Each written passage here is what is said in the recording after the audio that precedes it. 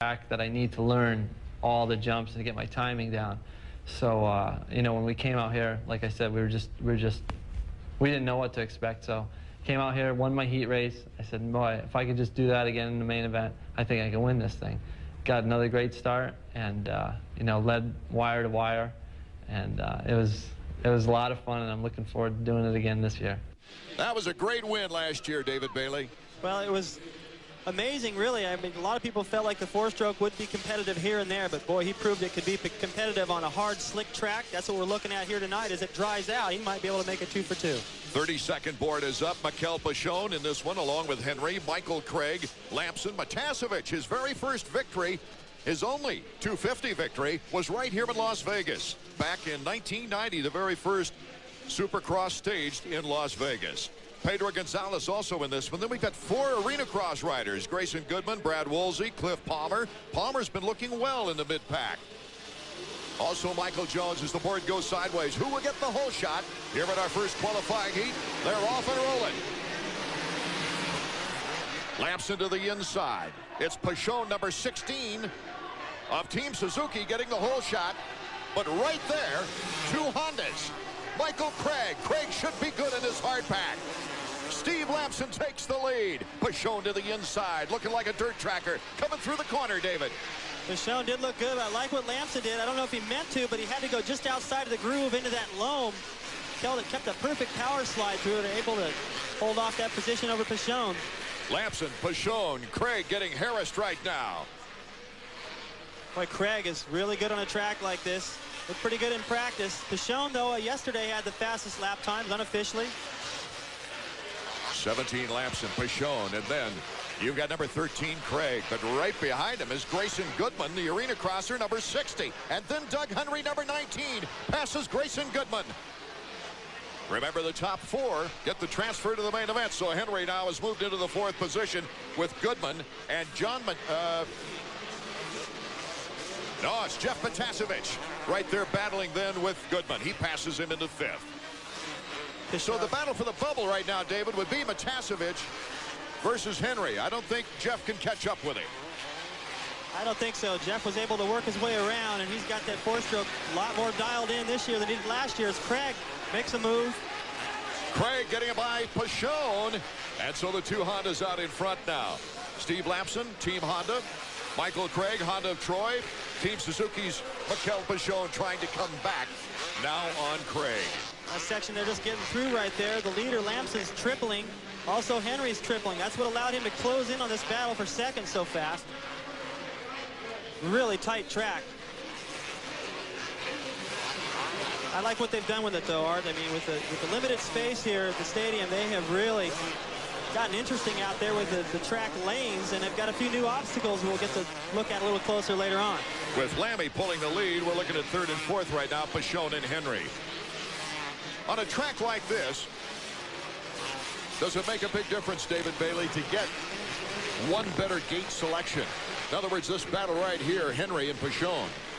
I don't know that it does, Art. Normally it would, but I think what we're going to see is the whole shot come from any number of like about 10 spots. So as long as you're up there and qualifying straight out of the heat, you should have a pretty good pick to the main on the gate. Pachon, number 16, has had some good starts this season, but the finishes, the end result has not been there. He had a really good race going. Lamson getting all sideways. It's very slick, but he's pushing it. Pachon, that is, had a great opportunity to maybe win St. Louis. He pulled away. It looked like he was gone, and he got a little tired. Back to our leader, Steve Lamson. He was injured for the first 4 races of the season. The last 4, though, he's shown improvement that many expected to this season. A 13th, a 9th, then a 5th, and a 4th, his best of the year in the last race. Looking at Lamson right here, he's getting some pressure now from behind. Henry's changed the complexion of this battle. Henry moves by number 16, Mikel Pachon. Henry now might put pressure on Michael Craig before the end of this heat race. That's the section where he's making up the time. Making it up a little bit here and there, but he's making a lot up in that straightaway leading up to the finish. That's a good place to make up time. I always say that, but it's a great place to have a good line in your pocket. So Lamson still our leader, Lammy, with control. has a 2.5-second lead on Michael Craig. Looks like Craig is picking up a little bit now with Henry on his tail. Well, he can hear that crowd. He's going, something's going on back there. I better get on the move and start thinking about Lamson and not worry about it. You know, Jeremy told me about Dallas. He said, I never heard Lust coming. All I heard was that four-stroke. Here's the battle on again. Henry, a crowd favorite, moves into second. Well, now you can bet Lamson's wondering what's going on. He makes a mistake. And look at that. Henry now in the lead. The crowd going crazy. 40,000 here in Las Vegas. Can Lammy hold on to second place? Pichon moves into third. Those four are the qualifiers. They don't want to mess each other up either. Here's Michael Craig. He jumps by Mikel Pichon. Back and forth we go. Well, I can tell you it is so much fun to be in a battle like this. You just never know which way it's going to go, but I can tell you this, Henry caught and passed them all, so it looks to me like he's going to take off. Michael Craig to the inside on Lammy. He goes into second place. Lammy comes right back and takes it back again. Oh, what a great qualifying round here in Las Vegas. I was just about to say, I thought that Honda would have to be pleased with Lamson carrying the flag without Lusk here leading that thing, but Henry is too much for him right now. Craig, number 13, losing momentum in the whoops. Pichon now behind number 17, takes a leap in front of Lammy, number 17.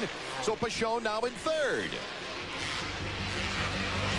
Still close enough to get Craig in his final laps. The conclusion of heat number 1 coming up from Las Vegas.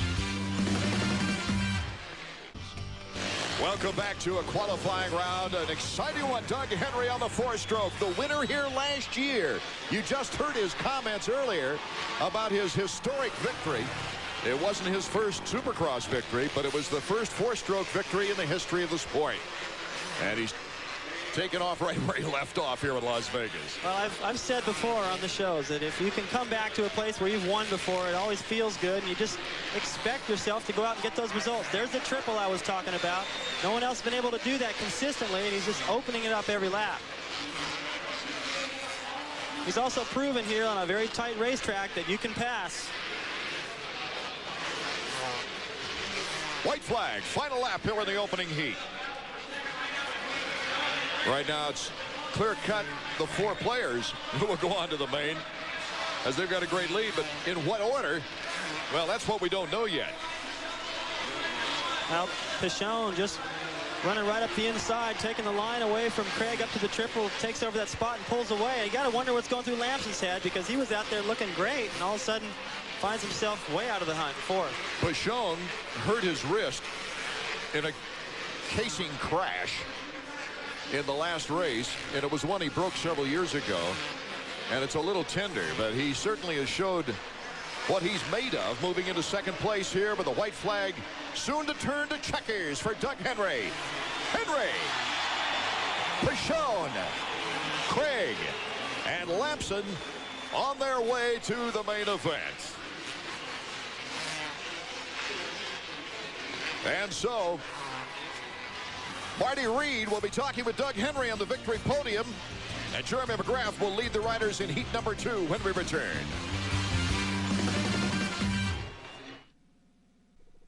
Welcome back to Sam Boyd Stadium here in Las Vegas, Nevada. Boy, did we start out with an exciting first qualifying heat as Doug Henry, the heat winner, followed by Pichon, Craig, and Lamson advancing to the main event. Let's go down to Marty, who's with Doug. Yes, and before the start of tonight's race, you and I talked about you like this hard-packed track for this four-stroke, and boy, it showed. Yeah, it's really slippery out there. They added a lot of water, and it should be good by the main event. It was a little bit slippery this time, but the bike works good out there. Nice smile on your face. You really like it here, winning last year and coming back with this win. Yeah, I'm just having a lot of fun. I can't wait, you know, for the main event. I want to go out there and win it really bad. Well, let's go to find out who's going to win Heat 2, guys. Okay, Marty, as we get set for heat number 2, Jeremy McGrath, of course, in this one with the title already tucked away. Jeremy has relieved the pressure that he felt before Dallas and has dedicated this season to all those who doubted him, those who've claimed he was over the hill. This championship is basically a point proven to myself and to especially to the people that had written Jeremy McGrath off.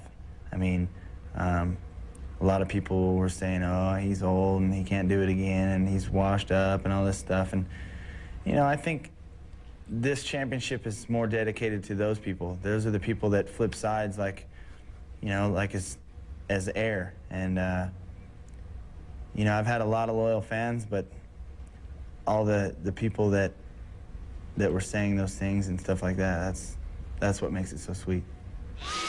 Art Ekman, David Bailey, Marty Reed, Jeremy McGrath certainly has shown everyone, and it'd be interesting to see his performance. He really ripped it up in practice, David. He looked pretty aggressive, and you know, I think Jeremy's attitude this year is a little bit different than it's been in the past. This is always a race where he'd already pretty much, things were decided, and the same as this year, but I don't think he came in as motivated. This year he really wants to win it again, and you know, each race that he wins, it puts that record out there a little further for anybody to come up and try to beat. Looking for his 52nd Supercross victory here tonight. Jeremy McGrath is joined by Larry Ward as the board goes sideways. Mike LaRocco, Jimmy Button, Michael Brown, Jean-Sebastian Waugh, Buddy Antunez, the Arena Cross champion. Qualifying heat number 2 is underway. Waugh, number 80, out in front. Cuts across the line. Oh, it's really close as McGrath on the inside. It's Larry Ward, number 4. But out in front, Michael Brown, number 100 of Honda of Troy. Larry Ward takes the lead away from Brown. What a battle we've got in third with McGrath. Knocking bars with Antunez, the Arena Cross champion. Antunez now in 4th, David. It's a great move, too, Art, that McGrath put on those guys. Oh, McGrath through the whoops all the way. I was about to say, this guy is so cool and so clever in the opening laps of a race, and then we just saw why. He just finds an opening and goes for it. Button going down in the whoops during that melee, so it's Jeremy McGrath trying to prove a point here in the heat round with Brown still in 2nd place. In 3rd place, it's Buddy Antunez with Larry Ward in 4th. And so Waugh has moved back to 5th. And Jeremy McGrath now leading the freight train. As far as I'm concerned, already proved it. He can just go gamble now. I mean, it's unbelievable to see. He jumped the triple right here on the first lap. He was sandwiched between Waugh and Antunez, passed them both through the mechanics area, and then went right through everybody in the whoops. His ability to find an opening and see what's going on around him and make that adjustment through the whoops is just amazing. Okay, but the first 4 and 5 pretty well defined. Let's turn to Gary Becker, who just straight up in the booth. And Gary, of course, with Pace Motorsports. And gosh, Gary, you're the head of this all right now, and you've seen a terrific crowd time and time again, but you've got to be just pumped about the ABC ratings, national television for the first time in decades. Well, we're about as pumped as can be. You know, our ratings were 3.5, which is, we were happy with the 2.0. And we're right up there with Major League Baseball and everybody else. So I think we proved our point, and we're looking for next year and some more racing. I think the fans are anxious to get your call on what you expect out of network television in the future. What would you like to see? I want to see it all. I think we deserve it. I think we've earned it. We're getting more and more respect as time goes by. And, you know, we're there. It's our time. It's our time. And we're ready to go after it. Your philosophy now as far as looking toward the future, as far as the rider standpoint, as far as the team standpoint? We want to grow this sport. We want to grow the fan base. We want to mature some of these young men that are racing these motorcycles. We want more Kevin Windhams out there. We want the showmanship out there. You know, we want it all. This sport deserves it. It's been around for 25 years now, and it's our turn. Gary, thanks for dropping by. Congratulations, too, on your leadership in bringing the sport like it has, taking advantage of the great talents of these riders and getting it in front of the public. That's a big key, Gary. There's no question. There's a lot of people behind us, and we appreciate everybody's help. Pace Motorsports doing the job in Supercross. Here's our leader, Jeremy McGrath. Coming up to the triple, and each time he comes to the triple, the fans are on their feet. He's cut the lap times down to 53.8, under 54, which was pretty much what everyone was running in practice. He's on fire, and you can see that he's having a lot of fun in doing it. This would be amazing if Buddy Antunez could hold on to the final qualifying spot in his first Supercross heat try of the year. We'll be right back to see if he can do it.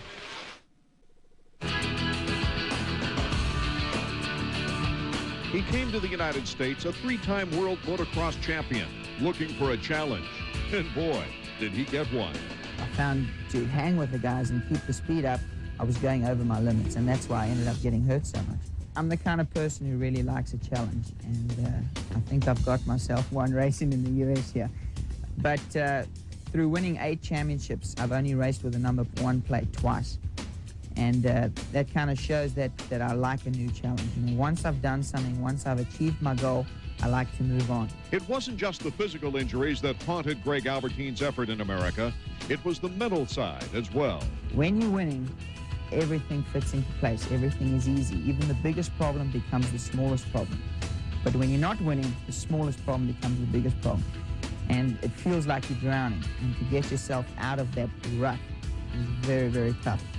And, but you know, it comes back to a bad day at the motocross track is even better than a good day at the office. A young man of lesser conviction would have smiled, taken the money, and gone home. That is not Albie's way of doing things. I think desire is a big part of it. Never giving up. And that also stems back to desire. If you want something bad enough, and generally if all the other variables are going to fit in line with that, you're going to get what you want. When I won my first world championship, it was the most amazing feeling to describe. I mean, everything you've ever worked for, everything you've desired, you know, has finally come to pass. It's just like, oh, awesome. The will to win and belief in himself was instilled at an early age. Well, it all stems back to a story in 1986. My mom was reading an article on Freddie Spencer, and he was a road race world champion at the time. And my mom just had a vision from the Lord, and the Lord just said, your son is going to be world champion one day. And, you know, we're strong Christians, and I've always just stuck by that and believed that. Art Ekman, David Bailey, and Marty Reed from Las Vegas in the final round as we take a look at our leader at heat number 2 of the qualifying, Jeremy McGrath. It's been Jeremy since the very first few instants of this race through the whoops, and he took the lead going from 3rd to 1st in a great move. And you have to really want it. You have to want to be there. And the crowd going, come on, do something right there. He's all business, but you know, this last lap, as loud as these people are, he's going to give them something. And you can see, you can usually tell early in the day where Jeremy's head is and how aggressive he is and how he attacks the track. And he attacked it, and he attacked that first lap, let everyone know, hey, I'm going to be the guy. Here's our battle for second place. Larry Ward, Team Suzuki on the number 4 machine, battling it out with Honda of Troy's number 100, Michael Brown. And Mike Brown wants to show a good impression with his 1-year contract, Honda of Troy, coming up. Neither one of these guys, Ward or Brown, able to get over that triple. Ward's got a lot on the line here tonight. He could move all into 3rd place in the point standings with the idol Ezra Lusk and Kevin Windham. Finishing 2nd a couple of years ago. 1995, that was the highest ever for a non-factory rider. 2nd behind Jeremy McGrath at that time. Larry Ward, number 4, was riding for Nolene Yamaha. Put in a fine ride. I think that was Jeff Emmerich's first Supercross win. That's right. That's the night the lights went out. And it was a sweep 1, 2, 3 with Yamahas. There's our leader, Jeremy McGrath, leading his way through the lappers. It's a new section right there as they cross the starting line. It's almost up against a bank turn, and they put some jumps in there, little bumps. They look more like moguls. They're not staggered, consistent like what you get through the whoop section. Given the rider, I mean, these guys are really going slow through there, so I know it's slippery. You don't get a good run out of the corner either. Jeremy McGrath with 6 wins on the year. He's had 11 podiums in 15 races. And this could be his 10th heat win. Mike LaRocco, number 5, Factory Connection Honda. LaRocco moving into 4th. So Buddy Anthonez just couldn't hang on, David. I think he probably felt like he had it there for a while, but LaRocco, like we've seen so many times, he comes from so far off the pace. You look back over your shoulder as a rider. I can remember looking over my shoulder and thinking, yeah, no one's really threatening me here. And then a few laps later, you get somebody like Johnson or Hanna that can make up so much time in a lap. That's what LaRocco always does. White flag lap. Jeremy McGrath just going over the finish line as we see Michael Brown. And there's Mike LaRocco, number 5, going down. Colliding with Sebastian Waugh is a chaparral. It looks like Jimmy Button. Yes, it is. Button, more hard luck. Away from our cameras right now as we see Jeremy McGrath circling the circuit. Jeremy just went by on the opposite straightaway. He'll come around and see those guys laying there. I don't think they're going to get up very quick. They're taking their time. That's a trick section right through there. That's the section that Jeremy's going to make a right here. He'll roll this, double these. And the yellow flags are out, you see there, for Jimmy Button, Jeremy McGrath's teammate. He's been doubling the first set, and then he triples the middle section through there. And, of course, that time taking it easy because of the riders down. McGrath, Ward, and Brown, the top 3 orders. The checker flag waves in the air for number 2, Jeremy McGrath. What was it like on the bike? Marty finds out after these words. In 16 races, Jeremy McGrath now has won 10 heat races, showing his dominance not only in winning the points title last week in Dallas, but also just starting it off with great performances in the qualifying heat. As you see here, McGrath was followed by Ward, Brown, and LaRocco, but with the big guys, Marty Reed. Yeah, and you know, in Las Vegas, Elvis Presley made it famous with blue suede shoes as one of his tunes. Get the shot of the hat, because we have to do that, but take the hat off. Look, what got into you on this? Well, we got a little blue hair going. It's kind of the last race. It's really a relaxed race, and something Randy and I plan on doing for a while if we won the championship, and just kind of fun, you know. MIBs, men in blue. Figured we'd color our hair. Talk about the race. You clicked off a 52.9 by my watch. Yeah, you know, I felt really good out there. The track's really slick because it's such hard-packed dirt and they had a little water on it. But overall, I felt really good. I think it's one of those nights where you need to stay really relaxed because if you slip up, you're going to go down. Okay, want to hum a few bars of blue suede shoes for us? Take us to commercial break. I'm not a singer. He is one heck of a rider, guys. He knows his place, right, David Bailey? He does. He's smart to stay out of that. I'd really like to see a blue goatee, too. That'd be good. The semifinals are coming up, and that spells opportunity for a lot of riders with so many injuries that we have in the 250 field. Stay tuned. Place he was the lap before. Everyone's going about the same pace right now because the track's so slippery. Great jump shot right here. Gives you an idea how high these guys can fly. I was going to ask why. He knew coming in it was going to be a real long shot for Jeremy. It's starting to get longer. He wants him to pass Emig. I think this is a mental thing as much as anything, but he's got to get by Lutz first.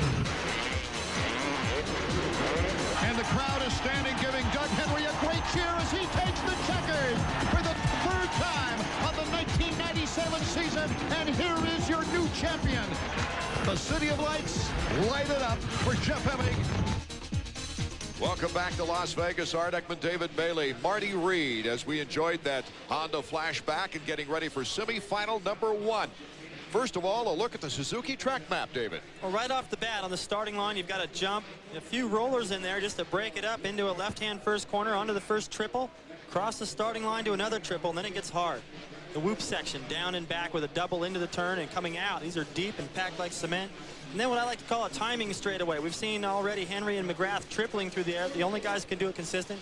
Right turn through some moguls and then another right turn onto the finish. 32nd board is up here for semifinal number 1. Sean Kalos just missed going to the main by 1 place out of the qualifying heat, along with arena crosser Michael Jones, Grayson Goodman also in this one, Pedro Gonzalez, Koi Kita, a national champion out of Japan, Jeff Matasevich, a 250 winner here, Cliff Palmer also, who has done a good job in the last few 250s trying to make the final. So the board is sideways.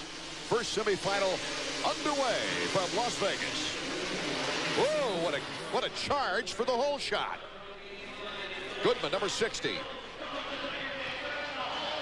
He's got the lead coming out of the corner. And it's Michael Jones, number 52, in 2nd place. Well, Brad Woolsey, number 130, looked like he had the whole shot, couldn't control that first corner, and then all the arena cross guys got through there good. Matasevich in good shape. And the old-time veteran, number 141, don't let him fool you, Sean Kalos. He's in 3rd right now, really pressing for 2nd place.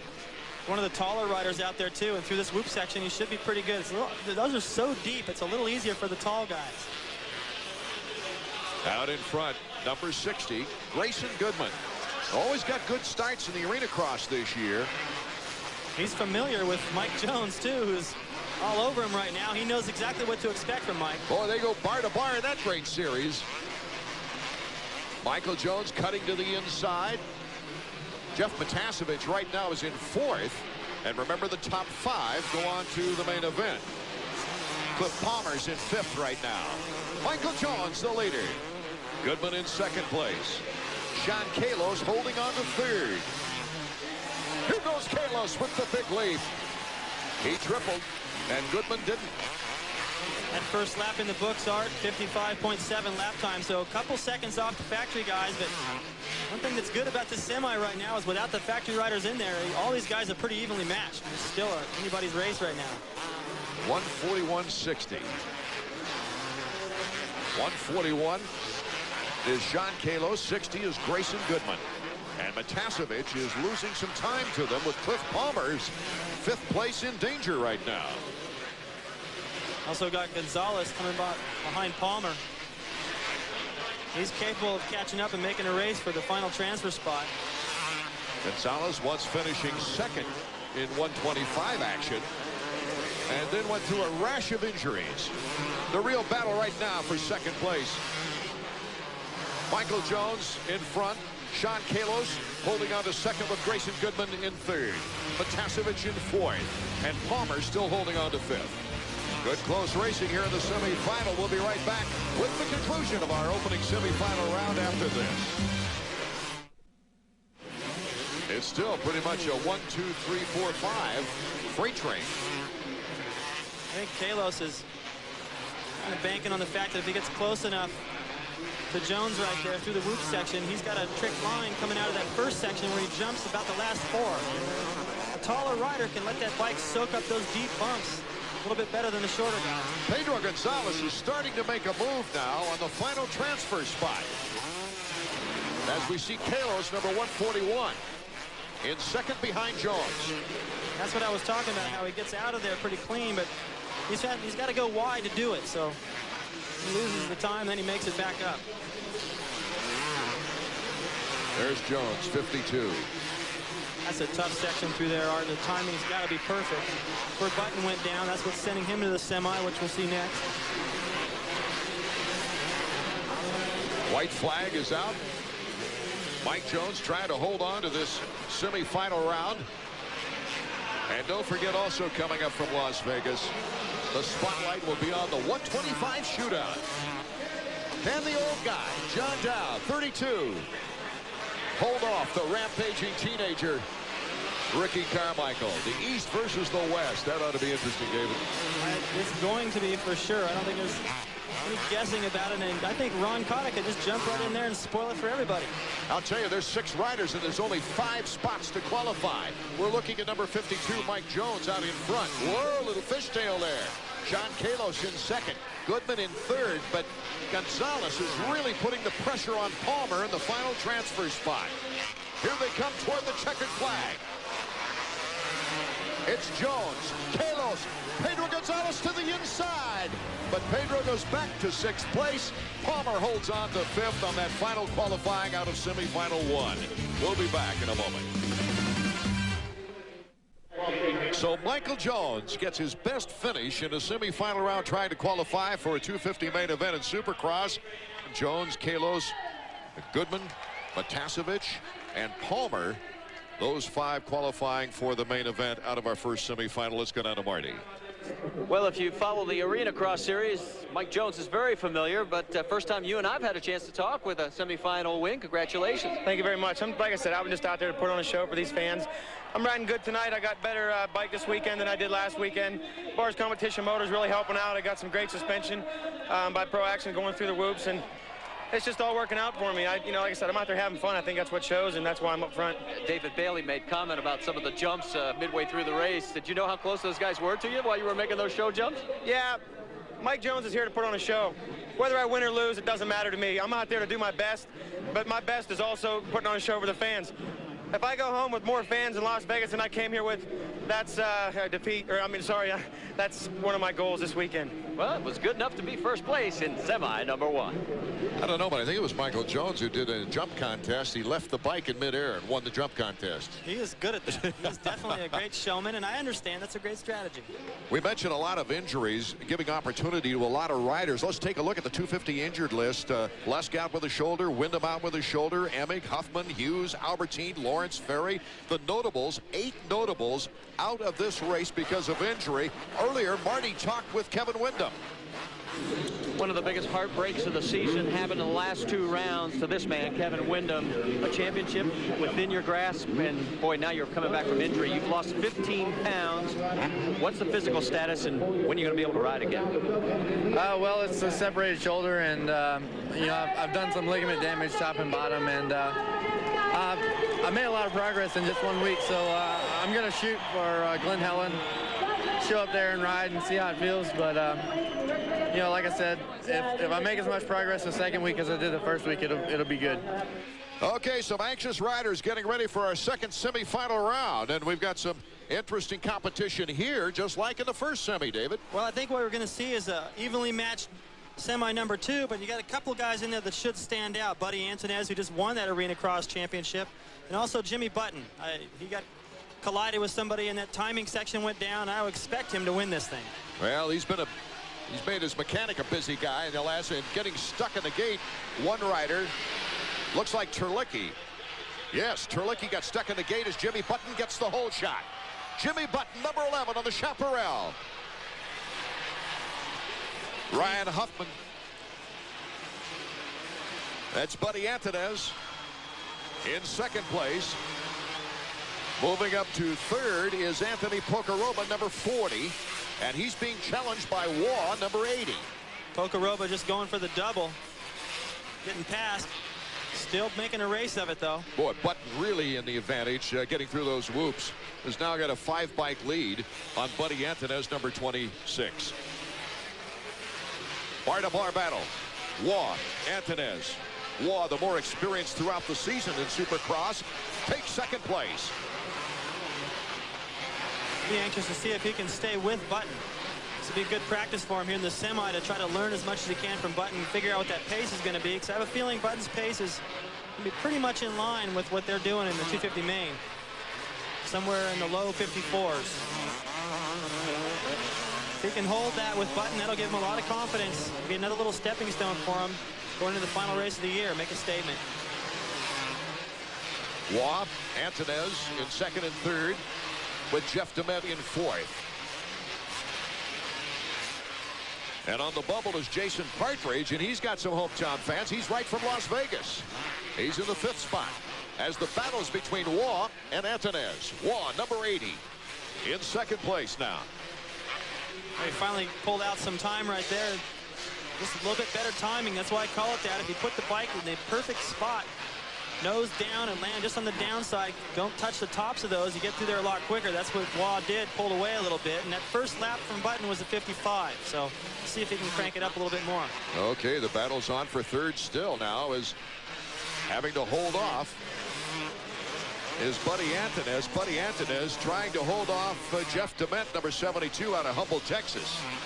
And you see as they go across that starting line, that big left sweeper is what it's turned out to be, really. They're just careful on the throttle. You can't just get wide open right there. The back end will slide right out from underneath him. Boy, Jimmy's not letting up, even though he's got a big lead on the pack. We see here is Waugh having trouble in the whoops. DeMett moves in. Waugh trying to regain it. Antunez, number 26, in second place. I was mentioning Jimmy Button is really cracking off some good lap times. Well, I think that's what you should do, is go out there and for 4 or 5 laps in the very beginning of this race to establish a lead so that if anything does happen, he can still pick up the bike and make it into the main event. The race to the checkers when we come back. Here in Las Vegas, there's Button going through the whoops. Just touching the tops. Oh, that's beautiful the way he skips the top. A lot of momentum through that corner, right back through these, just touching the tops. And I'll tell you what, that is just about impossible to do that consistently, and that's what he's been doing these last couple of laps. He's taken his lap time down to a high 53, so the same lap times as his teammate McGrath. DeMett in second place. Antunez holding on to third. Antunez coming up a little bit short right there at the end of the timing section. And these moguls right here, as they come out and prepare for the finish line plateau, they're just like cement right now. Blue groove all the way through there. Voss is starting to make a move now on Waugh for fourth. As we take a look now, number 26, Buddy Antunez. He's put together a couple of fine runs in his first race here in Supercross action this year. Here's Jimmy Button, our leader. And Art, check this out. The last lap, 52.9. Whoa, 52.9. 3 straight podiums for Jimmy came within 4 points of second place midway in the season. Then the bottom dropped out. Take a look at the lead now here for Jimmy Button on Jeff DeMent, number 72, and 26, Buddy Anthonez. White flag lap. Waugh still in a battle. He's got Voss right there. Voss, number 46. DeMent, number 72, in second. There's our leader. Button right here, just working his way, staying on the real high side of that seat. Well, throws a little, I don't know what the heck they call that thing, Art. I guess it's something. A can maybe? Jimmy Button, 8th in points. Still looking for his first Supercross victory. I'll tell you what, I don't really get excited about thinking about being 25, 30 feet up in the air and sticking my leg through and putting it on the other side of the bike. If you land like that, that's film at 11. He's checking this section out right here. That's where he was tripling through the middle. He's got that wired. It's an advantage sometimes to go to the semi and get things dialed in. His lap times there were as fast as McGrath, so he's on pace. The checkers for Jimmy. So Jimmy Button takes our second semifinal round, and Marty Reed will be moving over to talk with Jimmy when we come back.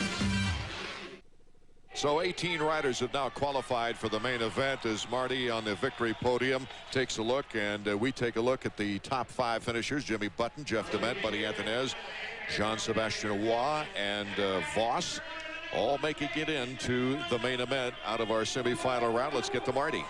Yeah, I'm down here with Jimmy. I've got some good news for you. Your fast time on that lap, on that race, 52.9, which matches our best time with Jeremy in his heat race. Not bad. That sounds pretty good. Hopefully, you know, we can take Chaparral 1-2. We haven't done it in 8 weeks, I think, so it's about time we do it again. The guys were talking about that stretch where you put some podium finishes together, then the bottom fell out. You feel like it's coming back? Yeah, I feel great. I've had a great week this week. My body feels 100% again, which it hasn't been for almost 2 months now, so I feel great. Chaparral 1-800 Collect Mazda Yamaha is just working awesome tonight. Bridgestone tires working great. Everyone's coming together, and you know, I've been close a couple times, and I got one last 20-lap main event to finally do it. So I'm going to put everything I got into it tonight and hopefully come away with the win. We'll see you then. Thank you. Well, we'll see who gets the bragging rights of the 125s when we come back.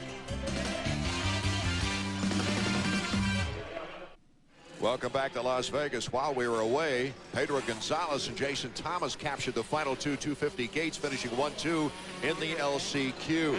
The 125 East-West shootout. The 125s are on the track right now. This is truly a headliner tonight. The matchup between East and West regions started out a Houston-Dallas affair. In 1996, we had as many as 4 shootouts, with Kevin Windham winning 3 of the 4. But beginning last year, the idea of separating the shootout from the regular season title runs meant big purse money and a climactic end to a great season. As we take a look at the Suzuki point standings, you see Carmichael dominating the 125 East with Raynard, Sellards, Lytle, and Bentley in the top 5. It was a little different over in the West, big time different. John Dowd had to really work hard in winning that last race of the year in the 125 West to beat Villeman. Ron Cotta a strong 3rd, Ramsey and Pingree in the top 5. So we're getting set now for an interesting situation. David Bailey is it's a classic veteran versus a teenager. That's right, the 32-year-old versus the 18-year-old. There's Carmichael. He's the young one.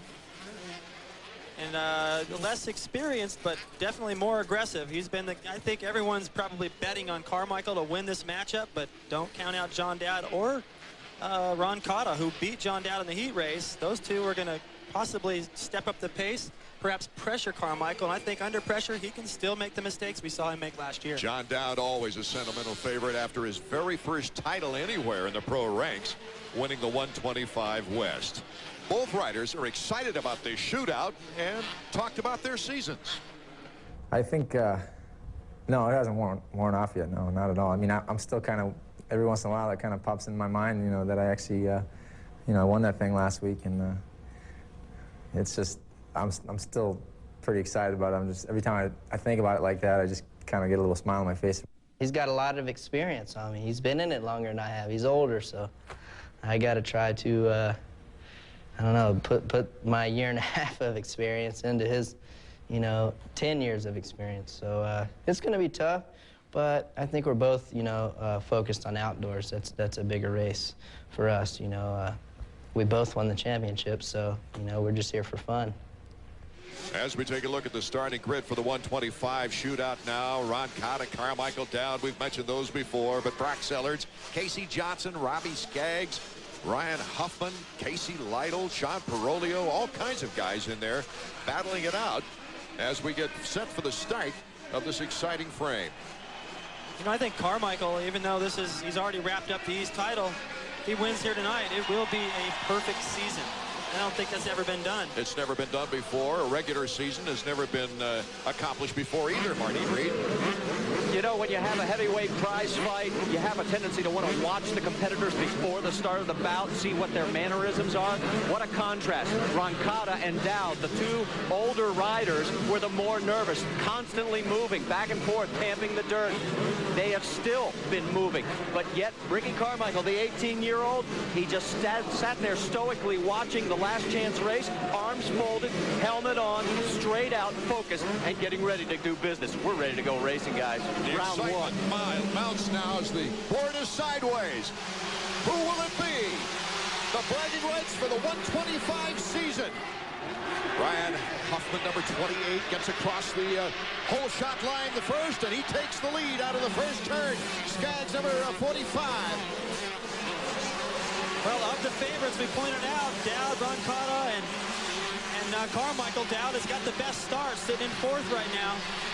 Skaggs has to look out for that second spot, because here comes Casey Lytle to the inside. Casey Lytle and the Whoops having his problems. Oh, and they box out. Here comes Dowd on the outside. Not much room, but he knows he's got to get into the lead. Dowd and Carmichael right there together, really. Carmichael looking at Skaggs as Dowd passes Skaggs. Dowd has to put the brakes on. This is where you got to really keep your cool. You can end the race right here in this first lap, making a pass too quick. Got to be patient. Dowd has done what he needed to do. He got off to the best start of his toughest competitors, I have to think. What an exciting time for Ryan Huffman and Lytle right now to be leading this thing. Ryan Huffman, the king of the hole shooters in the West. He had 3 hole shots during the Western action. Lytle also had a good season. Had a quiet 4th place finish in the 125 East. A podium at Indianapolis, the opener. He won at Tampa. A whole shot and a second at Pontiac. Look at this. The bar-to-bar banging action. Dowdy with the number 1 on the blue bike. Well, I don't know what he's done lately, but he has really stepped up. I mean, he's just doing stuff that is really expect to see McGrath do. And Dowd always seemed like the guy that held back a little bit. He was kind of like a little bit too nice out there. He even said kind of like a lot of times, instead of just being real confident in his pre-race speeches and stuff. But right now, he is aggressive. Already a 3-second lead for Dowd. Carmichael gets by the block. Carmichael moves into 2nd place. Just went by Huffman and Lytle almost on the same move. Well, he saw Dowd step it up, and he has answered. Now when Dowd turns around and expects to see a couple guys between himself and Carmichael, he's going to see that number 1 chasing his. Not exceptionally fast laps, but look out, because Carmichael's going to put the pressure on. John Dowd out in front, became the oldest rider to win a 125 title, beating out Velleman in the 125 Western race. And the week before, he also became the oldest rider to win a 250 main event. These guys are nervous now. A couple guys going down in the back. Yes, Lytle is one of them, along with Casey Johnson. As we take a look at the leader, though, on our frame, and that's John Dowd with the 1W. Carmichael is 3 seconds behind with the 1E. You know, I gotta wonder if John Dowd maybe chatted a little bit with Kevin Windham, who had the same situation where he was in a battle last year with Carmichael and won that battle just by keeping the pressure on. Carmichael went down several times, and he may have been able to lend a couple of words of encouragement to Dowd before this race. And here's what I did. See if it works for you. Dowdy, tough and strong, a good finisher against the very speedy and oftentimes on the edge, Ricky Carmichael. Looking nice through there, putting that bike exactly where he wants it, using that front wheel for balance. You turn that front wheel in the air, and it's like a gyroscopic motion. You can lean the bike over and position yourself to make the corner a little quicker. What's going to happen? Dowd is in the lead. Carmichael in second. The 125 shootout. Well, the checkers are just around the corner, and we'll be right back. This is what we've been looking for in the 125 shootout from Las Vegas. John Dowd zipping the whoops. Carmichael having a little more trouble at the tail end of those whoops, David. Yes, he was, and it's because he's going into him so much faster. You know that by the end, something's going to happen, and he's just got hopefully enough momentum to get him to the end of it before he gets too out of shape. And that last lap are 52.3, faster than the fastest of the night, faster than the 250s. And that's what this race means. These guys are going all out right now. Let's go down to Marty Reed, trackside. Well, that's what I was going to point out, David. The fact that the last 2 laps have been quicker than the 250 heats and the semis. Now, yes, track conditions playing a part, but these guys are stoked and putting it on. Here's another time for you. 52.4. That's the third 52 and low change in a row. 1.5 second lead now. Carmichael has cut that lead down for Dowdy as they go through the whoops. Dowd likes the right side. Carmichael going through the middle. Well, it's smart for Carmichael to try to figure out a spot where he can go through there fast in a different line than Dowd. In case he gets a run at him, he doesn't have to worry about running into the back of him. That last lap, to turn that lap time, both of them hit one of those tough blocks, knocked it out into the tracks. They're using every inch out there. John Dowd with 3 wins and 7 career 125 wins. He was 7 for 7 in podiums. Coming up to the triple around a lapped rider, Casey Johnson, who went down. He gets out of the way. Carmichael is just steadily closing, Art, inch at a time. Looks like he's calming down a bit. Well, I think he learned his lesson last year. You know, he knows that this is a 15-lap race, and there's really no point in pushing it until you start getting into the lappers. John Dowd's the kind of guy that can retaliate. If you pass him too early, you give him that opportunity. It's getting close here with the 125 shootout. Carmichael on the green Kawasaki. He's tied the all-time record for wins in a 125 season with 8. The shootout providing the opportunity to clean the sweep and just take over the record book. Dowd is the first guy to make a mistake, lose a little bit more time, and that just feels good when you're the guy sitting back there watching and you see the guy in front of you starting to make little mistakes here and there. You feel like this guy's mine. In the last 4 races, Dowdy has been pressured but hasn't cracked. He's made a few mistakes along the way, but he's been able to hold the lead. But right now, Carmichael triples, Dowd doubles. Carmichael to the outside. Dowdy tries to block it. Carmichael, what a great move. Not sure why Dowd only went for the double there. Just got his timing a little bit off. Maybe he just missed a gear and he wasn't in the best power band to go for it. Figured he better be safe. But he just gave it to Carmichael right there. He tried to get him back in the corner and take away the line, but Carmichael was too crafty for it. So Ricky Carmichael now in great position to go for the 125 season sweep. We're at the halfway point of the 125 shootout in Las Vegas. Now what we got is lapped riders. They will play a part, especially through the whoop section. What Dowd has to do, though, is stay close. I talked about, I feel like Carmichael still has that built-in reflex, and he wants to just go as fast as it's going to take. And if you can push him, he may push himself into a mistake. That's what Dowd's got to do, keep that pressure on. Force him to make good decisions as they're working their way through traffic. That's sketchy. You never know how it's going to play out. Approaching Charlie Bogart, gets inside him easily. The next one on his list is David Pingree, number 29, who took a 3rd place last year here in Las Vegas, his best ride of the year. But right now, he's lagging behind as he's in danger of getting lapped by Ricky Carmichael. Meanwhile, Dowd is getting ever so close now to Carmichael. There's Dowdy on the blue bike. That's going to give him a little bit of hope.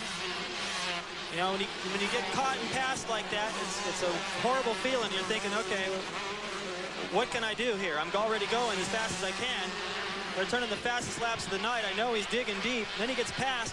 But if you can stay close like that for a lap, you realize, well, maybe I still got a shot at this.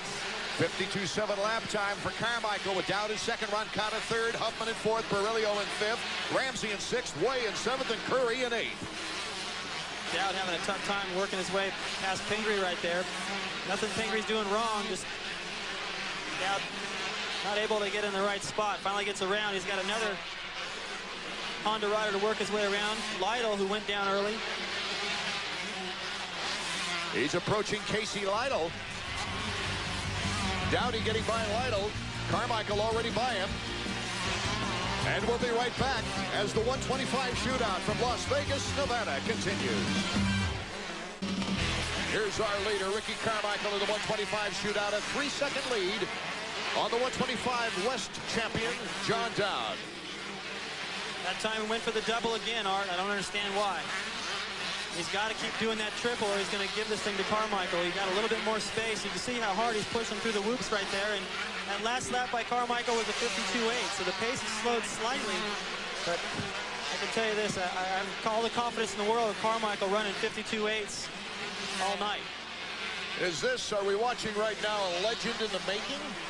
Absolutely. We talk about McGrath being a legend in his time, but Carmichael reminds me of Tiger Woods, knocking off Jack Nicklaus records all along the way.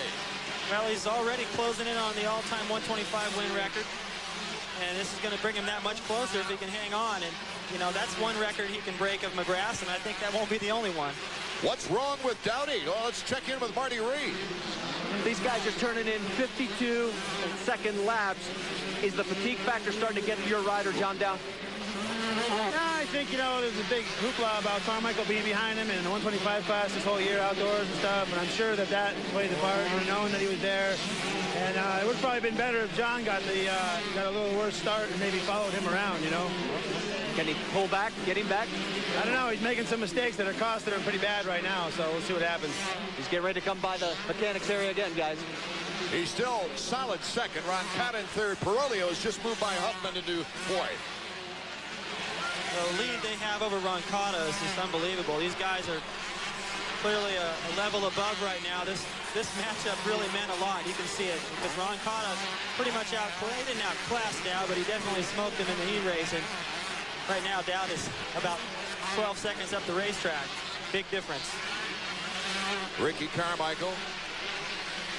I wonder if it's any heavier with that #1 plate. Wonder if he may have walked up to the wrong bike when he's going back through the pits. Looking for his number, huh? Yeah, #1 now. And look at Dowd #6. He's closed the gap just a little bit now. That'll give him some inspiration, and it'll put the pressure back on Carmichael to think, you know, I try to put him away here, break his spirit in these last few laps, and he's still there. That's the thing that Carmichael, I've talked to him, that worries him a little bit. He's going, you know, I know that guy will never give up. Well, Carmichael would never use an excuse, but he got banged pretty good yesterday in practice. He cased it very, very hard. Got pretty shook up. Now Dowdy's doing the triple, but he has to if he has any chance at all, as you see him passing Curry there before the whoop section. He got fouled up trying to get past Curry in the mechanics area, lost some more time, but then made it back up on the triple. He's got to close that gap back up to Carmichael. As they go through the lappers, the lead fluctuates a little bit, and if he can keep closing that gap back up, and that's going to let Carmichael know it's not over. Boy, what a mogul-like white flag is up as the riders are just on that blue mark all around the track. Ricky Carmichael, less than a lap away from going 9 for 9 on the 125 season. He's got to be perfect here, Art. He's got to get through this whoop section up and back clean. He's got some lap traffic to deal with. Gets through there, no problem. Dowd's close enough to take advantage of a big mistake, but it'd have to be pretty sizable at this point in the race. The first rider to sweep a regular season, but he's also ready to become the first rider to go through an entire 125 season victorious.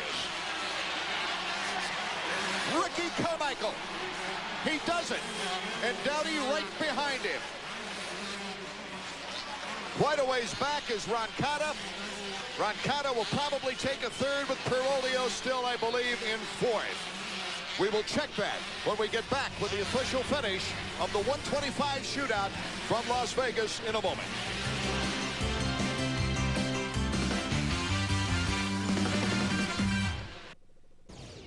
The 1998 125 shootout is now history. And it's young 18-year-old Ricky Carmichael who takes the victory. His first shootout victory after giving way to Kevin Windham. And this is a touching scene, David Bailey. Kind of anxious to know what was being said right there, but definitely a young kid going, hey, Dowd, you gave me all I could handle. It was close. The lapped riders played a little bit of a role. It kind of made it tougher for Dowd, but Carmichael definitely did what he had to do, made the pass for the lead, and held on. Ricky Carmichael taking the victory, but John Dowd in second, Roncada third, Ramsey fourth, Perolio in fifth. And as we look at 6 through 10 in the 125 shootout result page, let's go down to Marty Reed. Yeah, and these two guys are swapping stories about this great race. It lived up to everything that we build on it. What did you guys say to each other out on the track? I just told him that he's a man and don't let anyone say just because he's old he's deteriorating. That's the hardest I've had to work in a Supercross race. I mean, I gave it all I had, and he was right there. I could have dated away with some of the mistakes, but I mean, this guy's a great rider. He's from the East Coast too, so don't let him fool you. The guy's unbelievable. Johnny, you guys were running 52-second laps. That was quicker than the 250s. I mean, lap after lap after lap. What was the turning point for you? Well, I saw that I got by him on the start there and all the hustle in the first turn, and I knew he was going to be going fast, so I was just trying to put my head down and charge, as good as I could. I could see him behind me. He was kind of inching up on me. I think I maybe a little bit nervous, but he rode an excellent race. He was just charging fast, and it was fun. At least I'm pretty happy that we stayed pretty close for the whole thing. Pretty close. I mean, it was never more than a 1.5 second difference. I know. I mean, this guy is unbelievable. I mean, if he'd have been in the East Coast, I'll tell you what, there would have been some stinking good races because his endurance is, one of the best. And 15 fast laps on Supercross track, like me and him battling, is just hard. It's different when you get out there out front, and we're both riding tense, and that takes a lot of it away. Guys, at least we saved the best till last. A new Suzuki standing chart to take a look at now. 125 career wins. McGrath, 1991 through 93. His first 125 victory was right here in Las Vegas on a Kawasaki. 13 career wins for McGrath, 12 for Swink, Windham, Huffman, and now Ricky Carmichael goes into a 4-way tie for second place in career victories, only 2 away from Jeremy McGrath. Let's go back down to Marty. Yeah, we've caught up with Stefan Roncada, and what was your perspective of that race? The start just didn't seem to go very well for you. Yeah, the best start, but that happens, and it took me a long time to come back to the lead. I had a hard time to pass those guys, and by that time, those guys were gone. So, I mean, I was looking at them, but I couldn't catch them, and they were too far away. So, I guess I rode pretty good. I was as fast as them. I just did my race. And it's too bad I didn't have a good start, so I think I could have a fight for the win. Congratulations on a great season, and now we head outdoors, guys. Yeah. Celebration begins here in Las Vegas for the 125 shootout. But can Jeremy McGrath make it win number 7 of the 98 season, or will Doug Henry continue the 4-stroke history-making process? The 250s are coming up next. A Suzuki Profile with rider Larry Ward.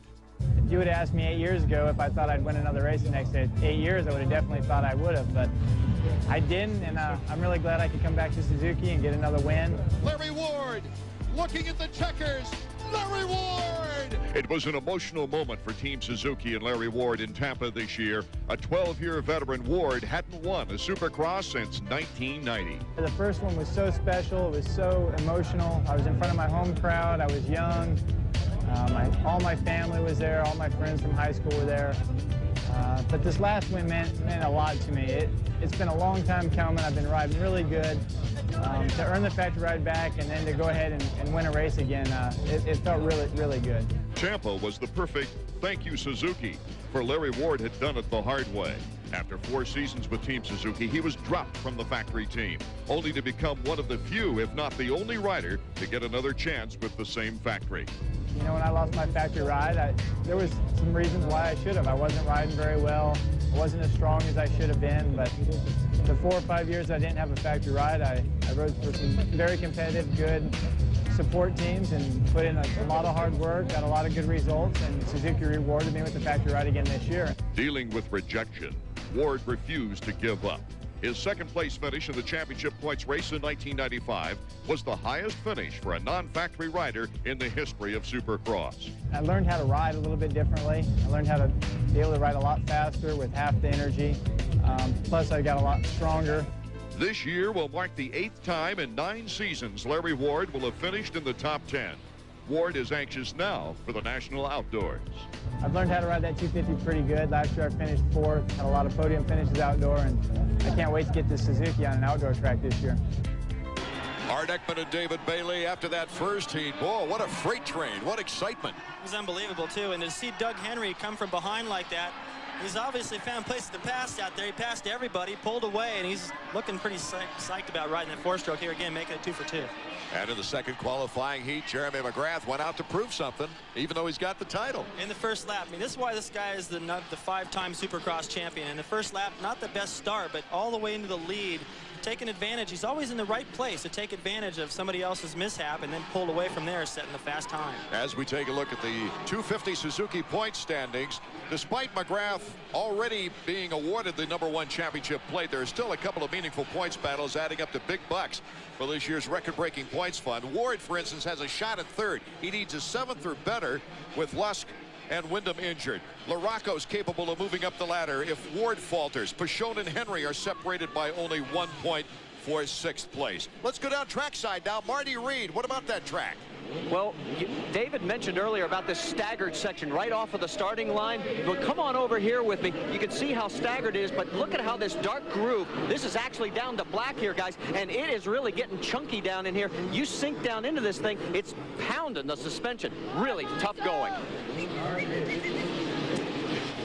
We were thinking on going into this race with lots of opportunity for riders who aren't accustomed to being there, David Bailey, but these two, you can't deny the fact that they're ready to take the lead. Well, they really showed in their heat races by going out and, in Henry's case, charging from behind and passing everybody and winning, having that big grin on his face. Didn't seem to take much out of him. He likes the track here in Vegas, and Jeremy, just that killer instinct, really, to go out there and just dominate. It really takes away from what I was thinking may happen here with some of the other guys missing, allowing guys like Michael Craig and perhaps Larry Ward and maybe even Brown, LaRocco, Lamson, some of those guys that can sneak a win in here before the end of the seasons. Yeah. And you got to think of Michael Craig because of this hard cement-like surface in Las Vegas. Tony Berluti, Pichon's mechanic. When you saw him go out of the shot, it's showtime. Go McGrath from the stands. He's popular here. Now you got that 4-stroke, that powerful 4-stroke on the far inside gate. And you know, to start right next to that thing, that's where Jeremy is. They got the inside spots. It's probably kind of tough to hear the engine revving on your own bike. Get a good start. See what happens. Okay, we're set to go. The final round of 1998 is underway. And look at the pack.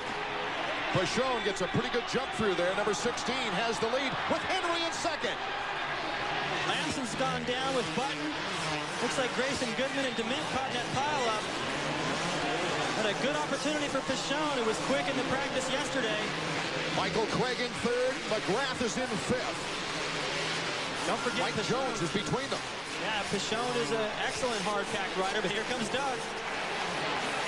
Henry to the inside. Pichon tries to come back, but Henry goes right through the ropes.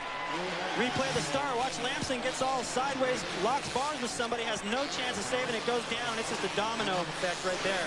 Well, we've got 4 outstanding hard-pack riders.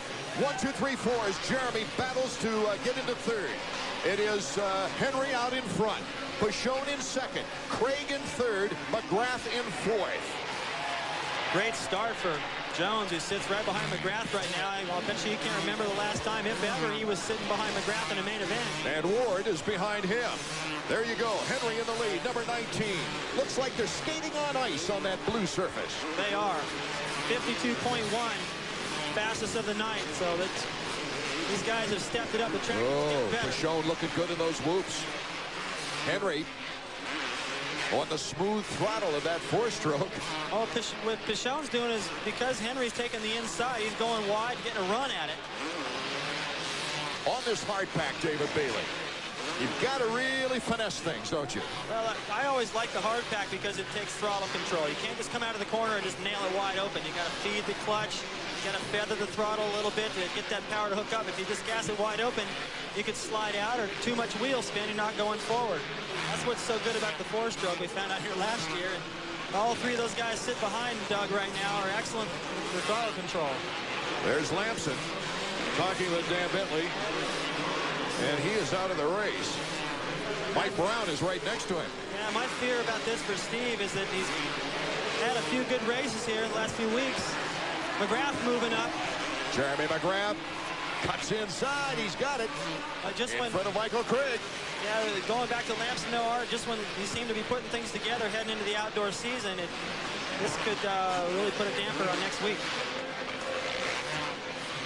Now, how difficult is it for Jeremy McGrath to try to catch up with that four-stroke?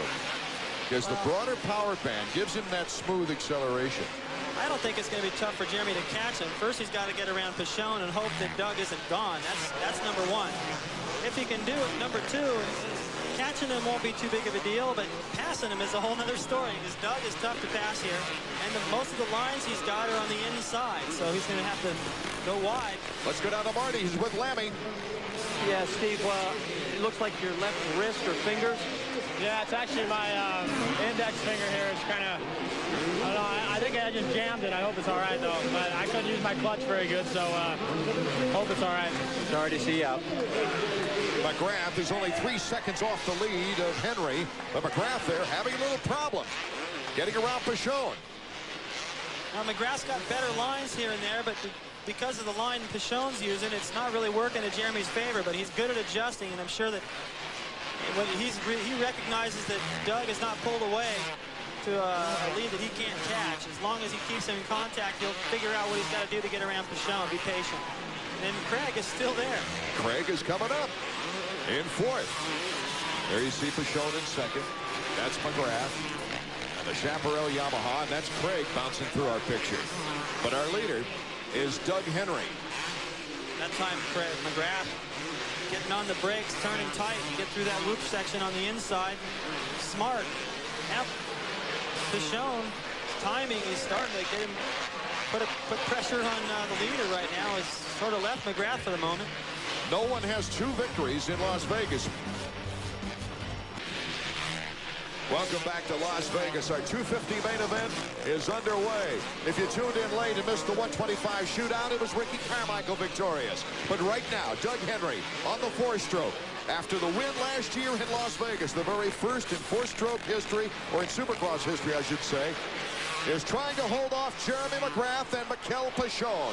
Pichon, McGrath, Pichon still with the edge.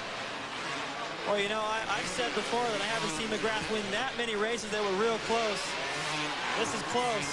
He's got a chance. Look at that. Oh, give me some Vaseline. I'm coming through, baby. That was unbelievable. Pichon is, I think he's got to be going, where was the room there? Pichon protecting the line beautiful. Yeah, he was on the inside. Now Doug, he could hear that crowd react. He knows what's going on. That four-stroke is so loud. Jeremy said last week he couldn't hear his bike. Here's the look. Jeremy coming down that double. That was a gamble. Yeah, it was. It paid off, though. If Pichon would have gotten there a little quicker, he'd have landed on it. It's the battle for the lead underway. The crowd is on their feet here in Las Vegas. 40,000 strong. They're getting excited because McGrath went to the inside right before the loop section there. Let's look at McGrath tripling that. Making up some more time. And like I said, catching Doug, I know Jeremy's got the speed and the ability to do it, but to pass him is a whole nother deal. And what he can do is keep that pressure on, keep the crowd in this, and force Doug into a mistake. Henry very steady. Remember, he led to, what, 18 laps in one race, only to falter at the end. And you can hear that thing.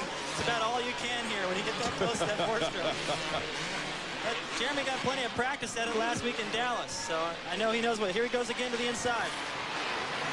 Look at the power, though. And he likes that right line on the whoop section, up high. Yeah, Doug. And the only problem is with Jeremy sneaking up that inside like that, Both of them going for the triple here, so he won't be able to make the pass through that section. But if Jeremy keeps taking that inside and Doug makes one mistake, hits one wrong bump, loses the momentum, then Jeremy will have that pass made through the wood. Henry with 4 250 wins in Supercross in his career. Is looking for his first win this year. He's had third places in Seattle, Pontiac, and Texas, 2 of the last 3 races. He's got his hands full with the champion right on his tail. And that sweeper through the mechanics area right there is just like riding on a street. It's just knobs, rubber laid down. 5:0.6. Their lap times have come down a couple seconds now. These guys they mean business. McGrath trying to get close enough to block past Henry, but wasn't quite close enough that time. Doug is a fighter. This is the last race of the season, and not that many laps to go for the entire year in terms of Supercross, and he's not going to give it to Jeremy. 2 Yamahas up front. Pashon, Team Suzuki in 3rd. Craig still in 4th with Ward in 5th. Gonzalez, who's moved up to 6th. Oh, McGrath. He's taking the breath of these fans away. And that's what I like about Jeremy, is the fact that he can make a little change like that the last minute and think, I'm going to take the inside right here real quick, see what happens, and still make the triple. Most of the guys you've seen taking the inside right there, they get fouled up in the timing before it, and they don't have the run at it. And that time, Doug covering that inside line. Plus the lapper on the outside line. McGrath really couldn't get any speed up high on the outside. Let's go to Marty. Guys, one of the things I'm noticing down here in the 2 corners that I can see, it looks like the 4-stroke comes off the corners better with less wheel spin. And I don't know if it's because of the bike, because of the hard pack, or Doug Henry has just got this thing grooved. It's a combination of all 3, I believe. He did good here last year. He likes the hard pack. That bike does hook up a little bit better, and Doug has excellent throttle control. We're at the halfway point. 2 Yamahas up front. Yamaha's the only factory to make every podium this year. They have 9 wins, 3 different riders winning. If Henry wins, that would be a 4th rider on a Yamaha. And that hasn't happened in the history of Supercross. Been a good season for the blue guys. Jeremy with his blue hair closing in. Lappers will definitely perfect this race. LaRocco number 5, 19, about ready to lap Mike LaRocco. Pashon and Craig, I really thought that actually a couple laps ago that they were out of it, but they are pretty close still. 3rd and 4th, Pashon and Craig with Ward not too far back. McGrath gives a little flick. And here comes Henry. Oh, he hooks up on that flat track style, but McGrath into the triple. Even talking to his good friend. Look out for the lappers. Jeremy looking over like, is this fun or what? I gotta have it. Here comes Henry to the outside. McGrath's got the edge in the turn, and Henry goes down on the contact. LaRocco looks down at him, and McGrath is our new leader. Oh, Henry's got to be. And it takes forever, but he's got a good technique. At least that 4-stroke has already started and back on the track. But I told you he'd fight, but I just didn't have any idea he'd go down like that. I said lappers would affect the race. I was right there, definitely. I don't think Mike anticipated what was going on. He was trying to stay out of the way, but it didn't work. And McGrath is so smart to have made that pass. Look at Doug, comes back in on the outside. It was working perfect. He made a great move, but LaRocco was just in the way. As we move back to our leader, Jeremy McGrath. McGrath just battling as hard and as heavy as Doug Henry. Goes through the loops on the outside now, unmolested from any type of lapping obstacle. Here's what the danger is, though, for Jeremy. He used up some energy. I can't believe it. I mean, he's got to be in excellent shape to not be tired right now. I know he's feeling it a little bit. When you get in a battle like that, it just takes a little bit extra out of you. That's what Carmichael said after the 125 main, battling with Dowd. And Pashon's not that far behind, so if McGrath backs it off a little too much, he could be in jeopardy of getting passed by Mikkel. Mikkel is 5 seconds in back of number 2. Pashon, Craig, Henry, Ward, Gonzalez, Button, and Waugh are top 8. Okay, let's go back to Marty. Yeah, we had to get the other half of the men in blue hair, and wow, what a battle they had going on there. Yeah, well, I mean, coming into this race, Henry won it last year. We knew he was going to be strong. We just came here, wanted to win this race. Yeah, wrapped up the championship last week, but we didn't win the race, so he wants to go out on top. So. 51-second laps, he's flying. Yeah, and they haven't ran that all night, so I know they were going really good right then. He's got to get back to work, guys. Love that hair. Yeah, the blue sunglasses to match. That is the bluest hair I've ever seen. His is a little bit better dye job, don't you think, the Jeremy guy? So. I saw Jeremy last night. He had blonde hair last night. Yeah, Cirque du Soleil. I mean, what these guys do is pretty much the equivalent of what I saw out there. Just the amazing balance of what these guys are able to do in traffic over these jumps. It's really fun to watch when they get into battle like that. You know, when Jeremy and Doug were side by side over that triple, they had to be grinning at each other going, this is good. It's too bad it had to end the way it did.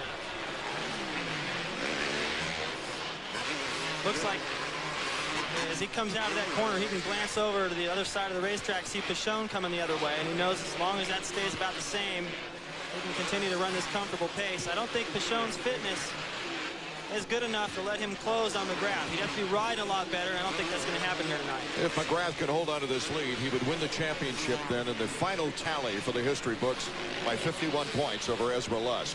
Lusk, incidentally, is feeling better. He's going to be ready for the outdoor season. Wyndham is just hopeful that he can ride at Glen Helen to open up the outdoors. Usually this guy on my left is in 4 wheels, not 2. Paul Tracy from Team Cool Green, big motorcycle fan. No, big motorcycle fan. It's now my home state. Now I just moved here actually yesterday, so a little bit of a busy weekend, but with the race here, I couldn't miss it. You own a bike, don't you? Yeah, I got a KX250, you know, so it's, I like to go riding. Not during the season though. I can't get in any trouble. Do we ever get you flying through these jumps? No, I'm gonna stick to. I flew at Long Beach on 4 wheels, so I'm gonna stick to 4 wheels because I can fly those pretty good sometimes. But I'll stick to what I'm doing. Hey, good luck at the rest of the season. Good talking to you again. Thank you. McGrath over the triple, heading into the whoop section. A little bit of a nosedive. No big deal. Takes it in stride. Stays on the tops of those whoops. Guy, I mean, there was some doubt after last season and came out. Heck, I had some. I picked him, I think, 3rd to come in this year, and I just didn't think that he'd be able to get around Emig with the role Emig had and go into a privateer team like Chaparral. And boy, has he proven everybody that that's a great team, and he is a sensational rider.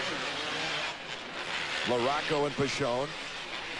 There's Pichon 16 to the inside, making the pass. Pichon in 2nd, Craig in 3rd, and Henry now is in 4th.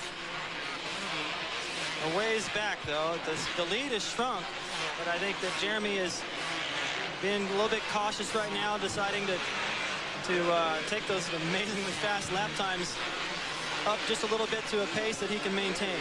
3.6, and Pichon cases it. Good shot by the cameraman. What a shot. His hand came off the handlebar. That's scary. Ouch. When you come up short like that, the first thing I think about is wrists. Yep. And he's already got a sore wrist. Oh, it was sore casing it in Dallas, and it was one he broke several years ago. Craig is right on his heels. That's going to be tough for him. And here's another look. Watch when he comes. You can tell right here something's wrong. He pulls the back end down just to get the front end over it. Boy, what a save.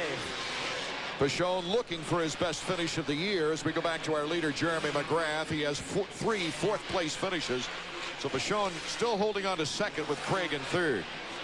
This would be Craig's 2nd third-place finish of the year, should he finish up at the checkers. What a different scene this is this year for Jeremy.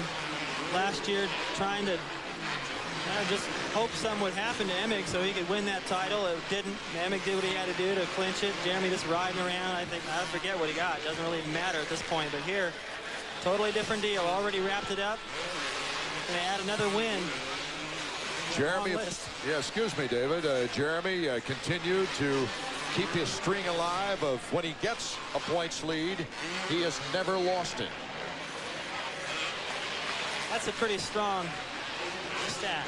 You know, it really when is. You're racing with guys, you line up on the starting line and they're looking at you going, geez, how the heck am I going to? With 5 races to go in the year, David, that was his biggest lead of 59 points. That was Minnesota. Then he lost 30 points in 3 races. And there was a shadow of doubt that creeped in, which was good for the sport. But Jeremy said he felt an awful lot of pressure at that time. It was a lot, but he answered it. And you know what happened is to see what happened to Kevin Windham and to Lusk and their injuries this year. Yeah, there's people that are saying, and so have I, that at times they were faster than Jeremy. Well, you don't win 5 Supercross championships because you're fast. You know, you may get hurt 5 times because you're fast. Jeremy knows when to pick his spots. We've got a battle going on right here. The white flag is out, but Henry is really charging on Craig. Craig number 13, Henry to the inside. Henry wants that podium. Craig boxing him out, protecting the line. But look at Henry. Oh, my goodness, what a move by Henry. So, yeah, you blocked me out, but you got to contend with me coming out of this thing. Henry moves into 3rd. He's back on the podium. And Pichon is not that far away as we're on the leader on the final lap of the 250 season. Doug can thank Jeremy for that pass. That's where he got him. That's what he used to make his move. And he's still close to Pichon. Jeremy McGrath, number 2, the first rider ever to win the Supercross titles on 2 different brands. You talk about versatility. No one has been able to do that before. The checkers for the champion. As he goes out a winner, the fireworks go off. And Mikel Pichon finishing up with one of his finest performances of the year.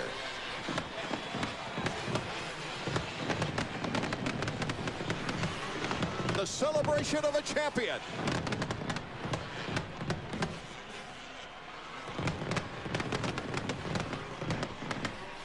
Jeremy McGrath, his 7th win of the season. Career win number 52. And the 10th win for a Yamaha on the season, the most in 1 year since 1980, when they had 17 races and Yamaha was on top of the podium 12 times. So the party has started early here in Las Vegas, David Bailey. It's going to be a big one. I don't think anybody's going to get sleep tonight. I know Jeremy won't. He's going to be up celebrating this, savoring it. Never been done. It may never be done again.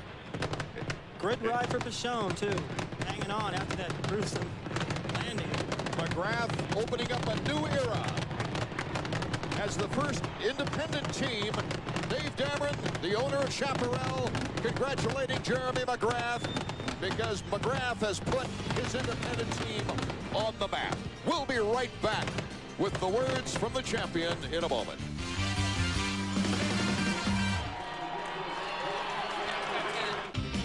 As we take a look at the top 10 results, Jeremy McGrath, of course, Pichon, Henry, Craig, Button, Ward, Gonzalez, Larocco, Waugh, Antonez, I believe, from our count, making it into the top 10 in his first 250 race. Let's hurry down to the podium, though, with the champion and one of our champions, Marty Reed. Yes, the celebration has begun, and what a battle between you and Doug Henry. Well, the track was pretty hard to pass on tonight, you know. I got kind of a little bit of a late jump and kind of took my time. I felt good in my heat race and started picking guys off little by little. Well, let's talk about this season. Let's recap it. Everybody at the beginning, the guys were talking about, they admitted they did not pick you to win the championship. A lot of people didn't. You proved everybody wrong. Well, that's the sweetest thing about this championship, you know. There was a lot of people that wrote me off, and I just proved them wrong, you know. It seems like a little bit in this sport is the fans are kind of fickle. Everyone's fickle, and you can never do enough. So I'm proud of myself, and Chaparral, Yamaha, 800 Collect, and Mazda did a great job with me this year, and I'm proud to be #1 again. Guys, it's on to the outdoor season, and boy, the final point total, he's still king of the hill 5 times. By 51 points. Of course, I'm no great mathematician, believe me, but just scribbling it out. McGrath by 51 over Lusk, still in 2nd place. Ward by the finish that he had in 6th place. He needed a 7th, actually, just to move in front of Windham. So Larry Ward, a good move for Team Suzuki, and Larry Ward moving into 3rd in the point standings.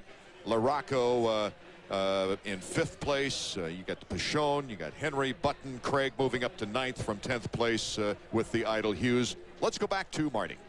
I gotta admit, guys, the pre-race pick down here from this guy was this guy right here, and you had it hooked for a while. And then, but you know, you could have tanked it after going down, but you came back to pick up the podium. Yeah, I just kind of ran into a lapper over there, and Jeremy and I were really close. We kind of banged up a little bit, and I just ended up getting the worst end of it. But, you know, we had a good time out there. You know, Jeremy and I, you know, I think we were kind of going to go head-to-head out here. We both felt that we were the two fastest guys, and you know, I just wanted to try to be one up on him, but you know, this year he got one up on me, actually two. Talk about when he was looking at you. You guys are flying like 60 feet in the middle of the air. Are you guys making faces at each other? No, we actually just wished each other good luck before the race, and you know, it was just an opportunity where we were both side by side, and I don't know, we were just having a lot of fun out there. It was a good race. I hope the fans enjoyed it. Well, we're going to move right over here. Mikkel, come on in here real quick. We'll switch places here. Second place. First off, you had the injured wrist before today's race. You cased it. How hard did you hit the wrist? Well, actually, my wrist was bothering me a little bit during the race, but I made a big mistake before that triple. I don't know, I saw me in the air, I thought we'd crash, you know, for sure. I said, it's over. And with only 2 laps to go, I said, man, what do you do? And then actually, I put my arms a bit back, and I cast everything with my legs. I hurt my ankles a little bit, but not bad enough to not finish the race. I could finish the race pretty good, but my ankles are hurting pretty bad right now. It's a great way to finish the Supercross season, though. Your best finish, second. Oh yeah, I mean, I've been trying the whole year to get a podium and finish the year like that with a second place. I mean, it's not a third or a first, but second. It's behind Jeremy. I was pretty close to him, and usually I'm not too good on hard tracks, and I'm so happy. I want to thank Suzuki. They gave me a great bike. I got so many all shot this year. I never had the opportunity to get such a good all shot the past year. I mean, last year on the 250. And I think I have a good confidence, and I'm feeling very good. I want to thank also Tony Bellucci, my mechanic. Last question. Do you want to stand here and talk to me more, or do you want to turn around and talk to these two showgirls? I think I'm going to turn around.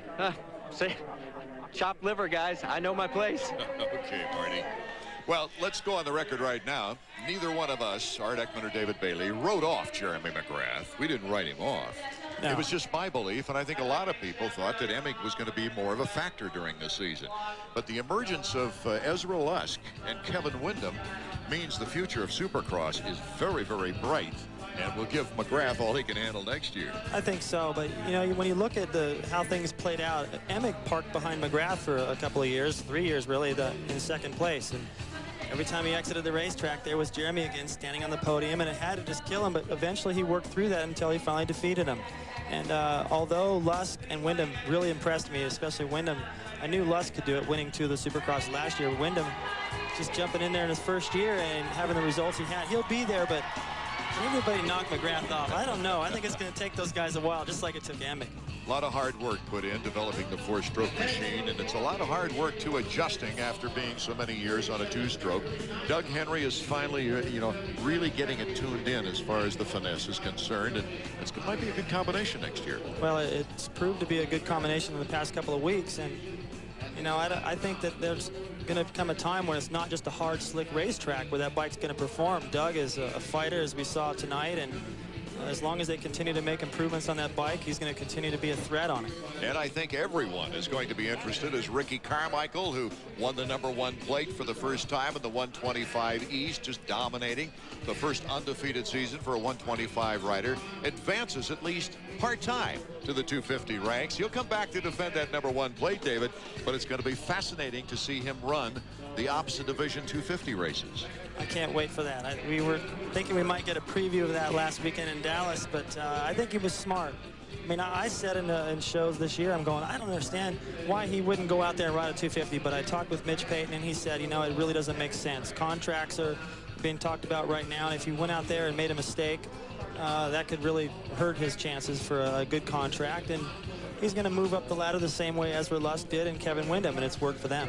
One of the highlights this season, I think, too, on the ESPN2 telecast especially, was the tight race in the 125 West, because you had that French invasion. David Villemin looks like he might be a factor in the future, a definite factor in the future, and Dowdy battling it out back and forth. It made for great drama. It was good, and I really of course, I'm impressed with Villeman and his ability to get through the whoops, the way that his timing through there, and I think the other riders started to learn from that towards the end of the season. But Dowd's ability to see that he was maybe going to lose that title and then respond and come back in San Diego in that great battle, which I think just gave him, I think that was a turning point for him. And then from there on out, he's surprised me each week. And then winning a 250, now he's on cloud 9. And with all that momentum, it's a good time for the Nationals to start. That was a hard thumper. Marty Reed, your final thoughts. Well, I think what we've learned is that our past is also our future. The past being Jeremy McGrath, a 4-time champion. Our future is his 5th. And we also get a peek at the future in the likes of young Ricky Carmichael, who puts on a great battle with the old veteran of John Dowd. What happens to Dowd next year in Supercross? Who knows? I got a feeling he'll come back. And we all know what's going to happen with Ricky Carmichael. He is the next Jeremy McGrath. It is going to be one of those years that we're going to wait impatiently for. And I know from this perspective down here, when they're flying way up there, 60 feet out, 30 feet straight up, it sends goosebumps through my spine and through every capacity crowd that we've played to all season long.